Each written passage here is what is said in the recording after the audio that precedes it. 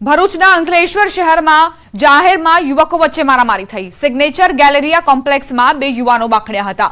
યુવકો વચ્ચે છૂટા હાથની મારામારીનો વિડીયો વાયરલ થયો છે, જેમાં જોઈ શકાય છે કે બે યુવાનો મળી અન્ય એક યુવાનની પિટાઈ કરી રહ્યા છે।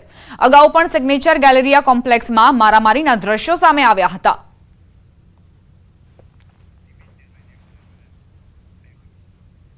નર્મદા જિલ્લા પંચાયત પ્રમુખ ભીમસિંહ તડવી અને અન્ય ઈસમ પર હુમલો। મોડી રાત્રે બનાવ બન્યો। તિલકવાડા તાલુકાના મોટા ભાવપુરા ટેકરા ગામે જિલ્લા પંચાયત પ્રમુખ લગ્ન પ્રસંગમાં ગયા હતા। લગ્ન પ્રસંગમાં કોઈ કારણોસર યુવાનો વચ્ચે માથાકૂટ થઈ હતી, જેમાં જિલ્લા પંચાયત પ્રમુખ છોડાવવા પડ્યા હતા। પ્રમુખ વચ્ચે પડ્યા તેની અદાવત રાખી હુમલાનો આક્ષેપ। જિલ્લા પંચાયત પ્રમુખ ઈજાગ્રસ્ત થતા ડભોઈ સારવાર માટે ખસેડાયા। જોકે આ ઘટનાની હજુ સુધી પોલીસ ફરિયાદ નથી નોંધાઈ। વરરાજાની ગાડીને પણ નુકસાન પહોંચાડવામાં આવ્યું હતું।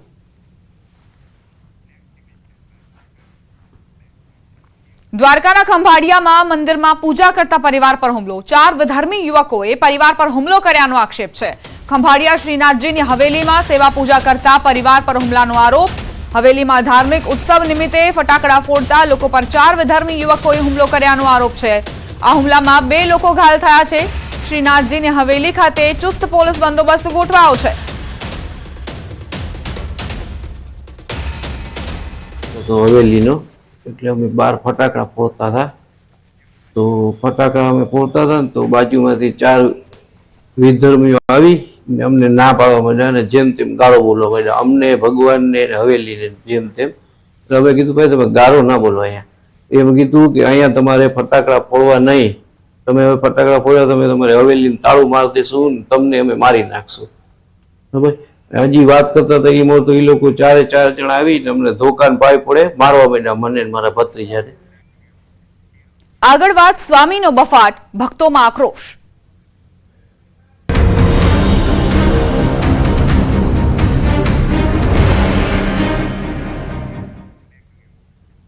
જ્ઞાન પ્રકાશ સ્વામીના બફાટ સામે આક્રોશ વધ્યો છે। વીરપુર ગ્રામ પંચાયતની બેઠકમાં મોટો નિર્ણય લેવાયો।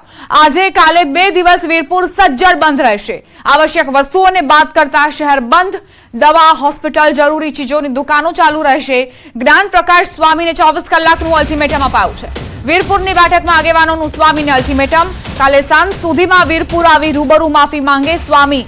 માફી નહીં માંગે તો આગામી રણનીતિ 6 માર્ચે જાહેર થશે।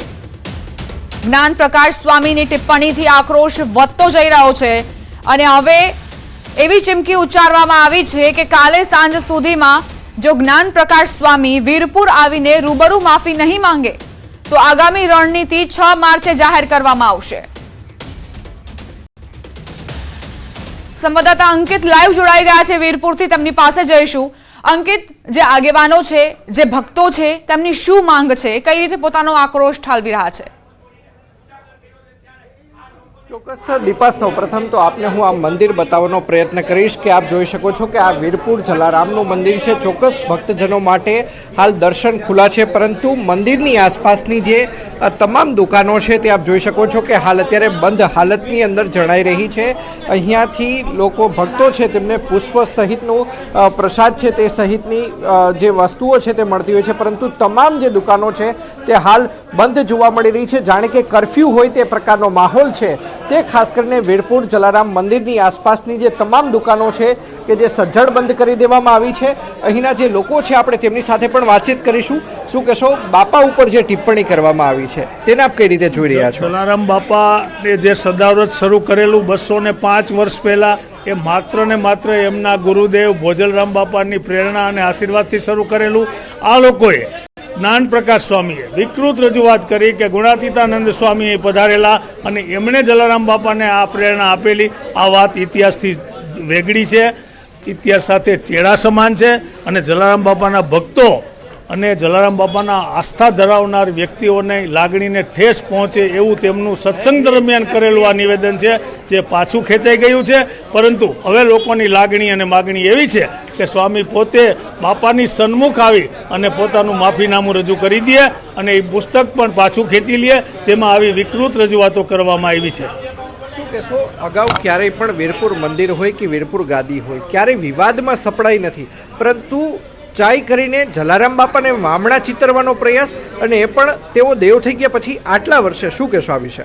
હું જાણું છું ત્યાં સુધી જલારામ બાપાના મંદિરના ગાદીપતિ રઘુરામ બાપા કે એમના નાના ભાઈ ભરતભાઈ ચાંદ્રાણી ક્યારેય પોતે કોઈ પણ સેવા કાર્યો કર્યો હોય ત્યારે પબ્લિસિટીમાં માનતા નથી, પ્રેસ આઉટ થતા નથી કે પ્રેસ કોન્ફરન્સ બોલાવી અને પોતાની કોઈ ગૌરવ ગાથા રજૂ કરતા નથી. પરંતુ જ્યારે આવી વિકૃત રજૂઆત સત્સંગ દરમિયાન જ્ઞાનપ્રકાશ સ્વામીએ કરી ત્યારે ના છૂટકે ભરતભાઈ ચાંદ્રાણી જે મંદિર ગાદીપતિના નાના ભાઈ છે એણે પ્રેસ સમક્ષ આવવું પડ્યું અને સાચી વાત રજૂ કરવી પડી કે એ રામના ભક્ત હતા, એના ઈષ્ટદેવ માત્ર રામ હતા. એણે જે સદાવ્રત 205 વર્ષ પહેલાં શરૂ કર્યું એ એમના ગુરુદેવ ફતેપુર અમરેલી પાસે એ ભોજલરામ બાપાની પ્રેરણા અને આશીર્વાદથી શરૂ કરેલું જે આજે પણ અવિરત ચાલુ છે. આ કરવા માટે મંદિરવાળાને ખુદ પ્રેસ આઉટ કરવું પડ્યું. એટલે આવી હીન કક્ષાની પ્રવૃત્તિ જે સ્વામિનારાયણ સંતોએ કરી છે એ નિંદનીય છે અને વખોડવા પાત્ર છે. ચોક્કસ તો નિંદનીય છે ને વખોડવા લાયક છે. અન્ય જે વેપારીઓ છે આપણે તેમની સાથે પણ વાતચીત કરવાનો છે તે પ્રયત્ન કરીશું કે આખરે તેમનું શું કહેવું છે. શું કહેશો કે આ પ્રકારનો નિર્ણય છે તે લેવામાં આવ્યો છે અને હાલ તમામ દુકાનો બંધ પણ જોવા મળી રહી છે? વીરપુરના દરેક સમાજના આગેવાનોની એક મિટિંગમાં નિર્ણય લેવાયો છે. આવતીકાલ રાત સુધીમાં સ્વામી જ્ઞાન પ્રકાશ દાસજી વીરપુર જલારામ બાપાના ચરણોમાં શીશ ન ઝુકાવી જાય ત્યાં સુધી 2 દિવસ વીરપુર સંપૂર્ણ બંધ રહેશે. પરમ દિવસે વીરપુરના 18 વરણ દરેક સમાજના લોકો એકત્રિત થઈ અને આગળની જે રણનીતિ છે એની અમે જાહેરાત કરીશું. અંકિત, એ પણ સવાલ કરજો મહિલાઓ છે આપણે કે તેમની લોકો સાથે શું કહી રહ્યા છે પણ પુસ્તક આપણે તેમની વિશે, સાથે પણ વાતચીત છે પુસ્તકને તે લઈને પ્રયત્ન શું વિરોધ છે? કરીશું. બેન, જી શું અંકિત. કહેશો જલારામ બાપા ઉપર આ પ્રકારની ટિપ્પણી? તમે દર્શન કરવા આવ્યા છો, પરિવાર સાથે દર્શન કર્યા છો, શું કહેશો? બસ જલારામ બાપાના દર્શન કરીને બહુ જ ખુશી થઈ, બહુ જ આનંદ થયો અને ધાર્યું કામ પણ થઈ શકે છે ત્યાં.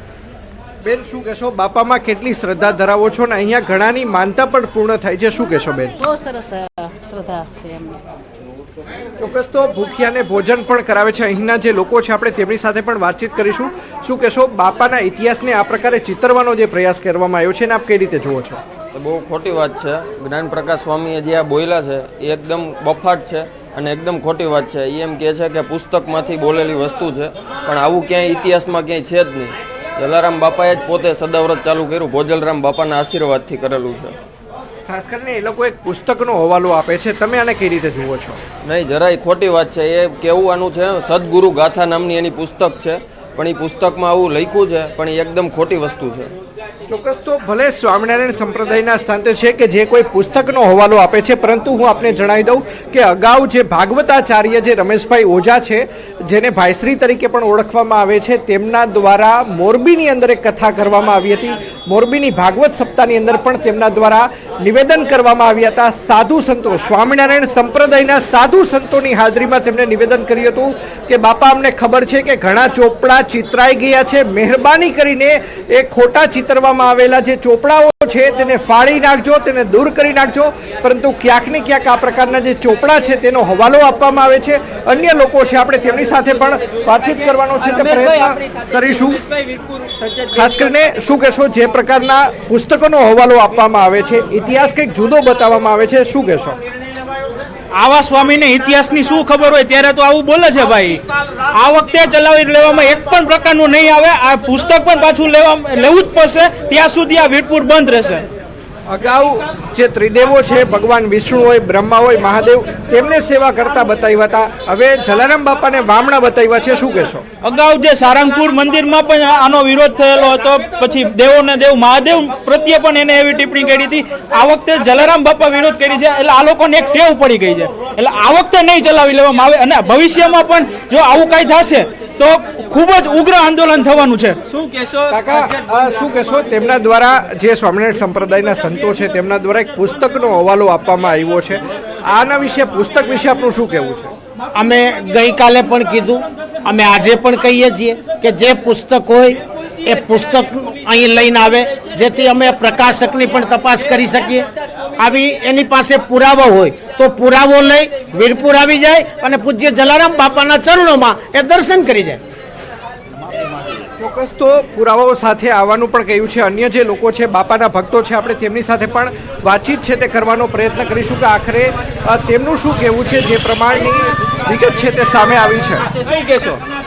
જે જલારામ બાપા વિશે જે ટિપ્પણી કરી છે દ્વાન સ્વામીએ, સ્વામી તો આપણે ન કહી શકીએ અને અંધ સ્વામી કહી શકીએ આપણે, એ તદ્દન ખોટી છે અને અમે વખોડી કાઢી છીએ. 2 દિવસની અંદર અહીં આવીને માફી માગી જાય તો જ અમારી માંગ છે. બીજું શું કહેશો? એક પુસ્તકનો હવાલો તેઓ આપી રહ્યા છે કે પુસ્તકમાં લખ્યું છે માટે અમે બોલ્યા છીએ. તમારું શું કહેવું છે? પુસ્તક સાથે પણ અલગો ચેડા કર્યા છે. પુસ્તકમાં પણ એવું નિચોડીને લખવામાં આવ્યું છે.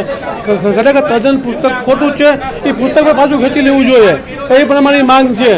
જલારામ બાપા વિશે વાત કરી એ ખરેખર તદ્દન ખોટી કરી છે અને સરકારશ્રીએ પણ આ વસ્તુનું ધ્યાન દોરવું જોઈએ. સ્વામી લોકોને બોલાવીને કહેવું જોઈએ કે કોઈ પણ સમાજ વિશે આવું બોલો નહીં. ચોક્કસ તો અન્ય લોકો પણ છે, બાપાના ભક્તો, આપણે તેમની સાથે પણ વાતચીત કરીશું. શું કહેશો? જે પ્રમાણેનું નિવેદન સામે આવ્યું છે, તમને બાપાના ભક્ત તરીકે કેટલી આહત પહોંચી છે? અમને બહુ દુઃખ થયું છે કે જ્ઞાન પ્રકાશ સ્વામીએ જે ઉલ્લેખ કર્યો છે તે તદ્દન ઇતિહાસમાં છે જ નહીં. આભાર અંકિત. જાણકારી આપવા માટે વડોદરાથી સમાચાર પ્રાપ્ત થઈ રહ્યા છે. MS યુનિવર્સિટીના પૂર્વ વાઇસ ચાન્સેલર પર સાંસદનો આરોપ. સાંસદ ડોક્ટર હેમાંગ જોશીએ પૂર્વ VC વિજયકુમાર શ્રીવાસ્તવને કર્યો ઈમેલ. યુનિવર્સિટીના VC બંગલાનો ગેરકાયદેસર કબજો ખાલી કરવા માટે કહ્યું. MS યુનિવર્સિટીના નવા VCની પસંદગી કરવામાં થઈ રહેલા વિલંબને દુઃખદ ગણાવી સાંસદે કહ્યું, તમને વૈકલ્પિક રહેઠાણ આપવા હું તૈયાર, પણ VC બંગલો ખાલી કરો. સાંસદે ઈમેલની નકલ મુખ્યમંત્રી અને શિક્ષણ મંત્રીને પણ મોકલી. ઈમેલમાં પૂર્વ VC પર મોટા આરોપ પણ લગાવ્યા. કહ્યું કે તમે VC પદે લાયક ન હોવા છતાં ખોટા દસ્તાવેજો રજૂ કરી સરકારનો અનાદર કર્યો. તમે ભારતમાં આગવું સ્થાન ધરાવતી MS યુનિવર્સિટીની આબરૂને ધૂળમાં મેળવી દીધી.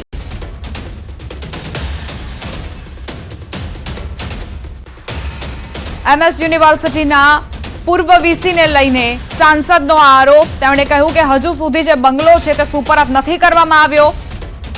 મુખ્યમંત્રી અને શિક્ષણ મંત્રીને પણ રજૂઆત કરાઈ છે.